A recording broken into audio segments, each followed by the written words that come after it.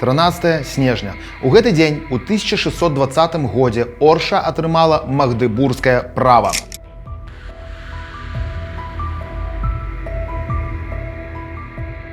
Рэальнае самакіраванне для гарадоў прыйшло да нас з Нямецчыны прыблізна ў 14-16 стагоддзе.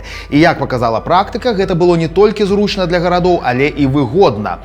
Ну а калі выгодна для гарадоў, то выгодна і для дзяржавы. Таму магдыбургскае права раздавалася многім каралеўскім гарадам. Каралеўскім гэта значыцца дзяржаўным, якія не належалі якому-небудзь шляхцічу. Што праўда, магдыбургскае права было заточана пад каталіцызм і пратэстантызм. А ў нас у гэты час была поўная мяшанка з рэлігіяў. Рэлігія ў 17 стагоддзі вызначала значную частку жыцця. Таму аршанцы вырашылі крышачку падкарэктаваць знакаміты закон пад свой капыл, так, як ім было зручна. Таму ўжо праз 3 месяцы 23 сакавіка аршанцы ствараюць так званы аршанскі вілкер.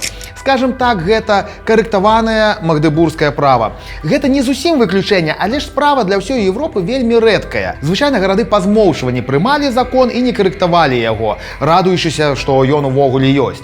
Можна сказаць, што з боку аршанцаў гэта было нахабства. Нахабства было яшчэ і ў тым, што аршанцы не проста напісалі свой вілкер, але і тут жа пачалі па ім жыць без узгаднення з вялікім князем. Князь зацвярджае наш уласны статут толькі ў 1623 годзе. Канешне, калі ёсць магдыбургскае права, то павінна быць і свая ратуша, цэнтр гарадской улады, і яна ў нас была.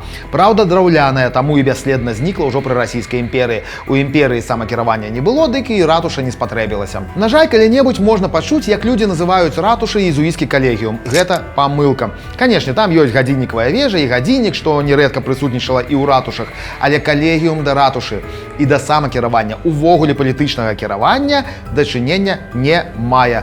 Ратуша ж была на рынкавым пляцы. Гэта той пляц, дзе і сёння знаходіцца гарадскі рынак. Найбольш верагодна, што ратуша была там, дзе сёння аўтамабільная паркоўка каля спартовага дыспансэра.